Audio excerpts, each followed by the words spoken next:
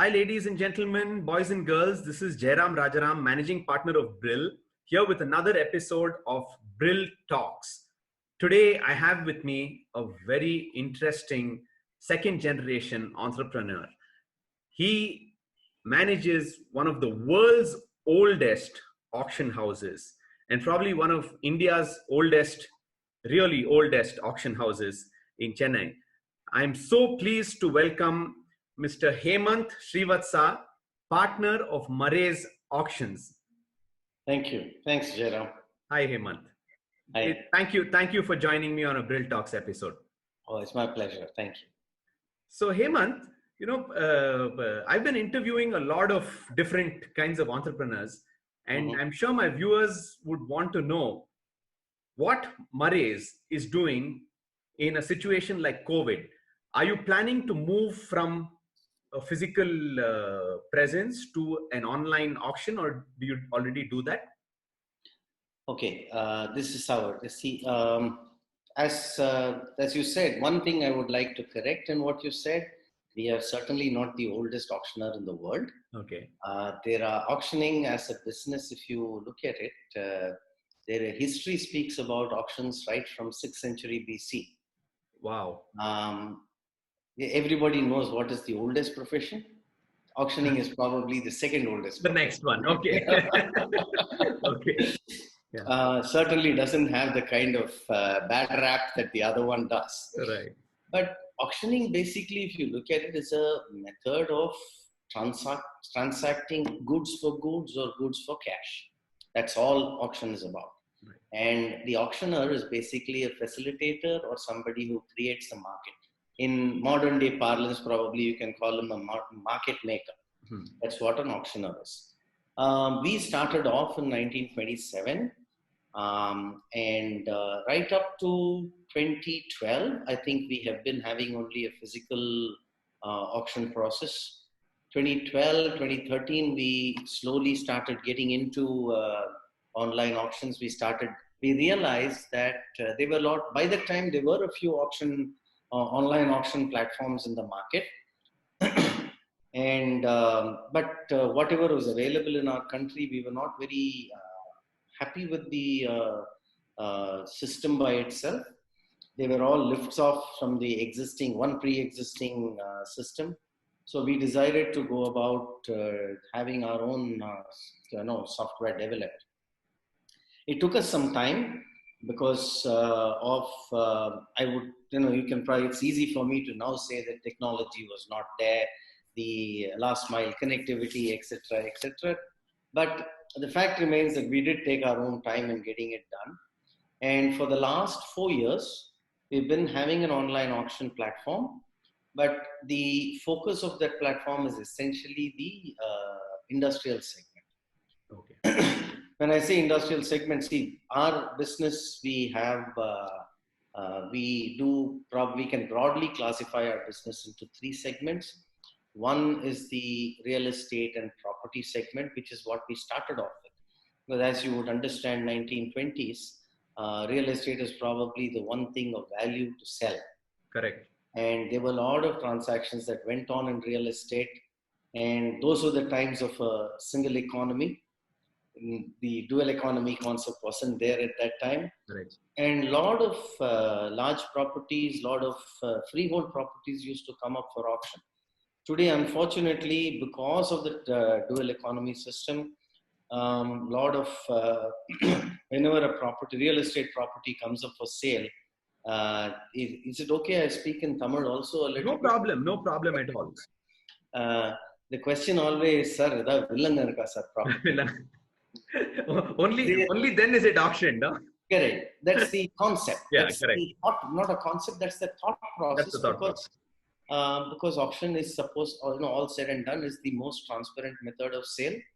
And when it comes to an auction or a sale of a property for the court, etc., the auction was the preferred method of sale. Yeah. But having said that, there were properties in the past which we have sold, freehold properties. To name 2 landmark properties in Madras, Chennai. Yeah. To us, I think to us old timers, it's still Madras. Exactly. For those of the people who need a little bit of a history lesson, off Mount Road, heading towards the backside of what is today the Express Avenue Mall, there is a road which is called the Clubhouse Road. Yes. The Taj Clubhouse is there, right? Taj Clubhouse is there, correct. The reason why it is called Clubhouse Road and was Clubhouse Road then was the Madras Club was there originally. Till the 1950s, the Madras Club was there, which is why it was called the Clubhouse Road. Okay. And Murrays were instrumental in selling the property on behalf of the Madras Club to the Indian Express Group. Wow. Mr. Goenka. Oh, is it that property which they are currently developing now? No. May I ask? Indian Express has a big property which they are, constructing high-rise buildings. Those high-rise buildings, yeah. That's all. That's the one you sold. Madras Clubhouse. Wow. That is Madras, all part of the original Madras Club. Amazing. Similarly, the other property that I could probably, most people would be able to identify is the Apollo Hospital property on Greaves Road. This was part of the Cochin House originally. Today, if you Google for Cochin House, Chennai, it will show you the Asan Memorial. The property actually extended from Greaves Road up to Anderson Road. Wow. The Anderson Road side is as Asan Memorial and the Greaves Road side is what is Apollo Hospital today. Wow. These two properties are probably the large properties in Madras that was sold and have become landmark areas in Madras today. But there are substantial amount of real estate that we have sold in and around Madras. The other segment is the retail auctions, which we started 3 years after the company started. In 1930, we started our auction rooms. And since then, up to COVID, we have not missed more than 6 Sunday auctions in a row. Wow. And that's for almost 100 years, right? Yeah, 92. We are 92 years old now. Amazing. And all these long breaks, unfortunately, have come during my time. Prior to my joining, I think we missed on the whole 6 Sunday auctions. And why were those missed? Yeah. Till 2012, we were behind the LIC building. We have been in that property longer than the LIC themselves. So from 1930 up to 2012, we were there. And then we had to leave because LIC wanted us. We were still tenants of LIC. We were tenants of the earlier owners before that, before insurance became nationalized. So 2012, we had to move out. And we had to move out in a hurry. So that took me about 4 weeks to set up a new auction hall, which we were in for a short while. We were in Mandavali for a couple of years on Norton Road. And now I understand it's now become some international school or something. Oh, okay. The next move from Mandavali to our current location in Germany, there again we needed about 3 weeks to set up. So that 3 weeks. But this COVID break, once in a lifetime, and I don't think. Hemant, it's good that you say that, because in the 56 years of our existence, we have never ever seen 2 months with zero sales. Right. Okay. So I think we are not alone. I think there are so many businesses. I read that Maruti, there was an article which said Maruti hadn't sold a single car in April. So I think this has been unprecedented for so many businesses across the world. Absolutely. So please go ahead. So we do. So the third part of our business, and this retail auctions I told you, the third part, retail auctions, is probably how Murray's is known everywhere. There were cases where when I joined the business, if somebody writes a letter, Murray and Company, Chennai, Madras, it will come to my auction hall behind my LIC building auction hall. If they say Chennai 1, it will come to my administrative office. Address was not required. I'm sure that's the same case with your company also. You just have to run Brill and it will come and reach your office. True. So the third part of our business, which started off with industrialization, is the industrial disposal. Here we sell machinery, process scrap, vehicles, NPAs, you name it. Anything that we can do for an industry, where the key component is that the goods are not in our custody. They remain in the custody of the industry. Right. We facilitate the auction process. We used to conduct physical So the auctions at those factories. so the bank Yeah. auctions are also done by you. You handle some bank auctions also where there No, are NPAs. we do bank auctions. We see now with more and more online auctions coming up, most auctions by the banks are done online. Right. The industrial segment is probably the largest segment of our business, followed by the retail, and real estate, as you would understand, is very minuscule because there are very few transactions that happen through an auction process. So our online auction portal is typically catered towards the industrial side. It's not all the glitz and other things. It's more vanilla, simple for people to understand, because our target market in those cases are probably 60% are scrap dealers. So you don't want any fancy footwork, and you don't want any glitz and glamour on it. Right. It must be something that's easy for them to understand, easy for them to operate, and has to be business-like. So, which is what we have done, and the platform, I'm very happy to say, has found a lot of acceptability. Most bidders, I'm really not concerned about the sellers because they are all highly qualified, well-educated people. The feedback that you get from the buyers, who are, some scrap dealers, businessmen who don't have much time to waste browsing around and things like that, the inputs that we have got from them are very, very positive. And they have said that it's natural that coming from a age-old auction house, to understand how an auction business works, that's how you have designed the system also. Lovely. That gives us a lot of good feeling. Now, the retail business, ever since COVID, we frankly, for the first 1 month, we were really not sure what is going to happen and how we are going to go forward.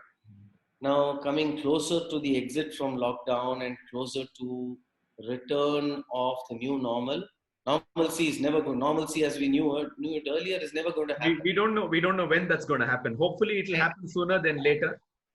I'm not really sure, because I think this COVID, more than anything, is for our Indian,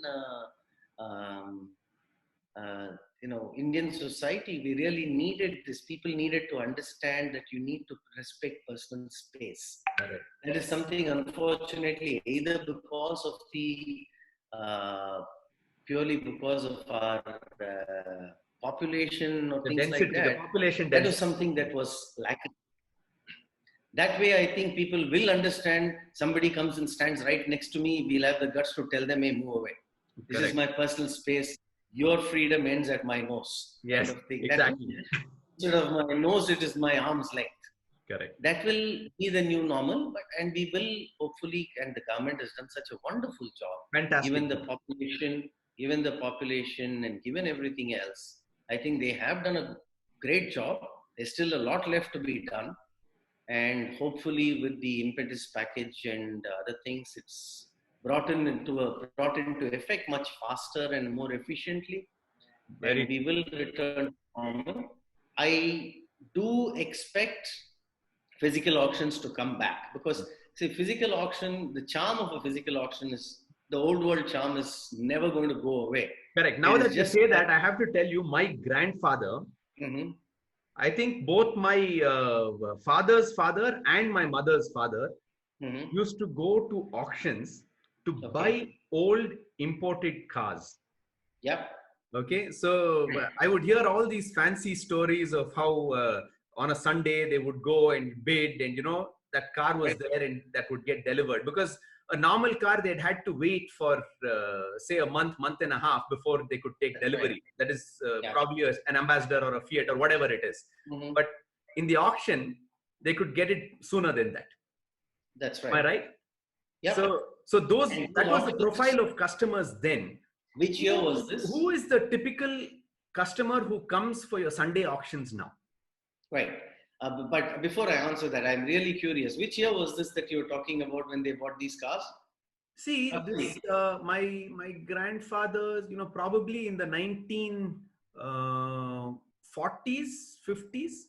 Okay. 1940s, yeah, that period. Right. Yeah.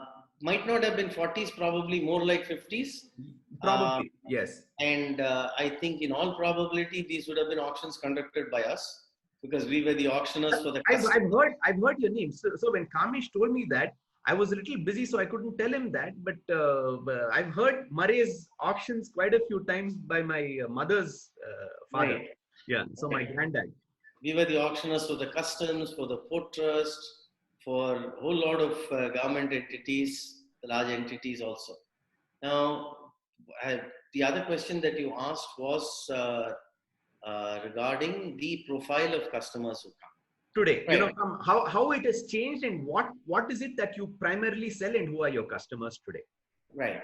See, what we sell today, there has been a wide variation even ever since the time I joined. And that was not recent. I joined in 92 in this business. So that's what, 27 years and counting.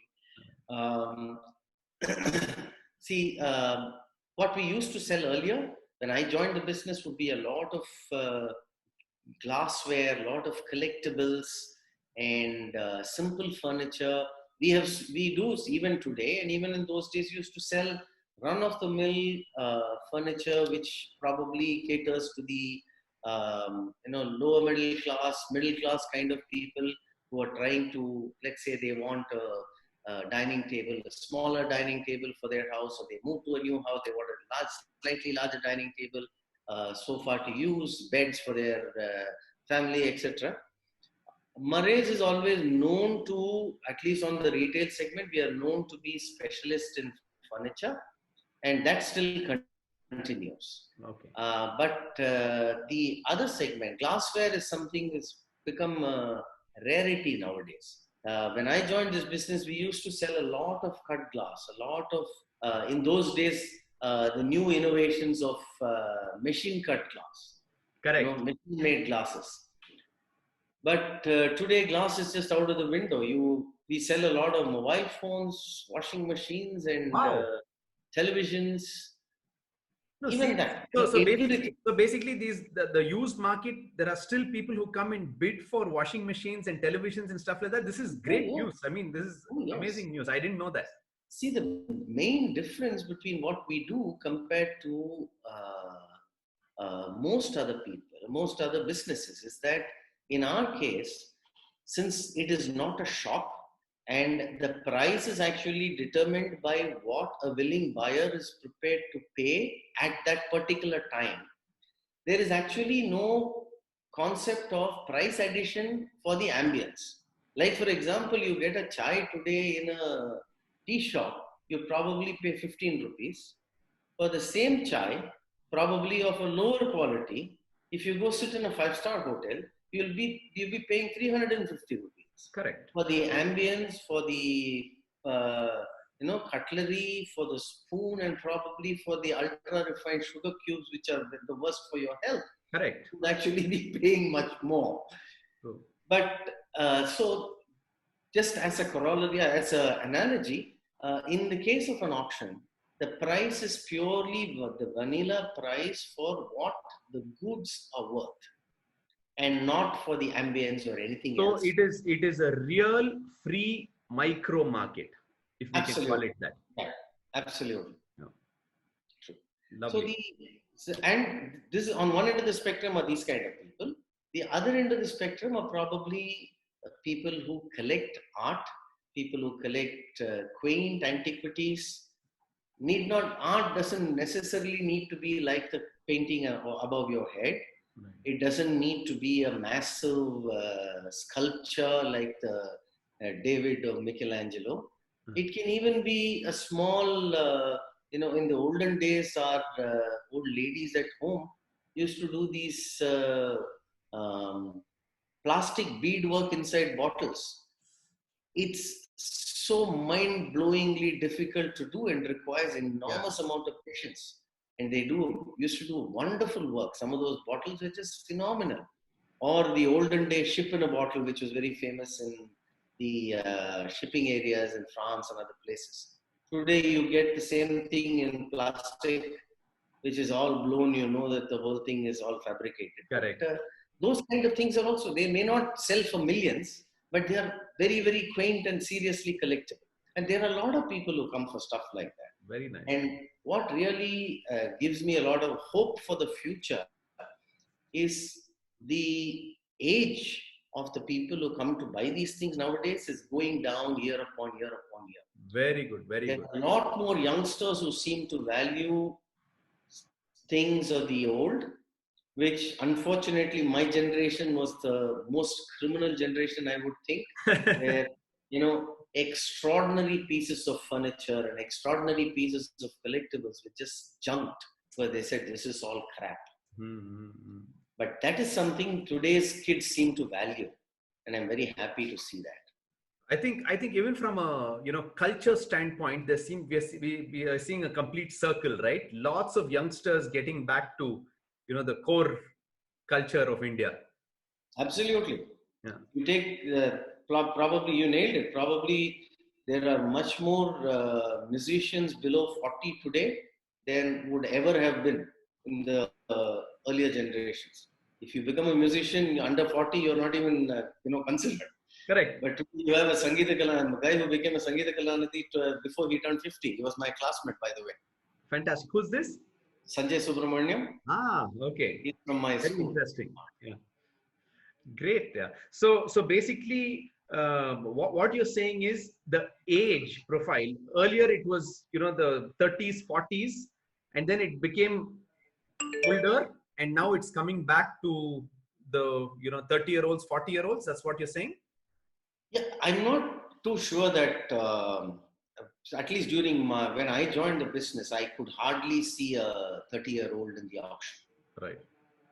Unless, yeah, there may have been a few of them, people who are newly trying to set up family kind of people. But more often than not, it was the 40 plus people who used to come. But today, more and more youngsters are coming, and makes people like me feel really old. Very good, very good. So, Hemant, I want to ask you about your personal journey. See, when you were joining your business, I'm sure a lot of your friends were going out into the corporate world, many people pushing off to the US. So, did you ever feel that, I should also probably go and check out the world before I join my business? Did you ever have thoughts like that, or were you very clear that you wanted to get into this business and this was your life? I was very, very clear that I wanted to join the business soon after my MBA. In fact, in my MBA program, those were the days when you still had only 30 kids in a class, and 29 of them who applied for a job got placed. I was the only one who didn't apply for a job. And I think, we are as a batch, we are very proud of that. But my father was not very sure. So he was worried that, I was going to come and bring my talents as a talent or knowledge as an engineer, and having done an MBA also, I might feel that I am in a dead end business. Here you're dealing with kabadiwalas and kailangadakare very often. These are guys who walk into your office and at all times, and very different culturally. And he was worried that I was not going to like it. There was one thing that happened in my life, probably in the 90s, in 1990 actually. A couple of months after I joined my MBA, I went along with my father to meet his uncle. And he told me, "What do you want to do after your MBA?" I said, "I want to join the business." My father was actually surprised because he didn't know that was my idea at that time. And my father was very surprised. And my father's uncle told me, "Always remember, your hand must be on top and not below." And that to me, nailed it. I was very clear that I wanted to join the business. My dad still wasn't very sure. He took me to an auction. He told me, "Before you decide to jump in, I'll take you to an auction that I'm going to do. You come and watch the auction. This is probably one of the more exciting auctions that you would find. And it will be a total pell-mell. Be prepared to listen to all kinds of language. Be prepared to listen to all kinds of unruly guys. And then at the end of the day or the next day, we will decide whether you still want to do this. Right. There was an auction in one of Madras's very large automobile companies. And I saw my father, all 6 foot plus 210 pounds of him. The way he handled a crowd of probably 250 people. We were actually inside a factory shed. Wow. We were selling about 100 of their machines, used machines, which they were replacing. And this man was, the way he controlled the crowd and the way people were bidding, and it was a total chaos. And my father had absolute control over the crowd. And the moment he opens his voice, people just shut up. The one thing I regret, I tried to model myself after my father in almost everything that I did. The one thing I regretted, I never had this kind of a stature, physically, nor his voice. That man should have been a voiceover artist. I'm sure you miss him like crazy even today. Oh yeah. No. Even this morning, there was some doubt that came up, and the first person to ask was my father. He passed in 2010. That's what, even for me, when I sit next to my father and when I have a problem, I can ask him. So I can just imagine when you have a dilemma, right? Especially in business or in life, that wisdom that the father brings is unmatched. Oh yes. And it's the experience, the experience of doing something hands-on. When we came in, I don't know if you came in, probably a large part of your business, at least a portion of your business would have been automated. When I joined, we hadn't got into automation at all. We had one standalone computer in the whole office. But you should know that still, even till date, the ink that we make is handmade by me and my father. Wow. Yeah. So that one element we have not automated. Right. Yeah. And probably that's why you were sustained in the business, the passion of doing it.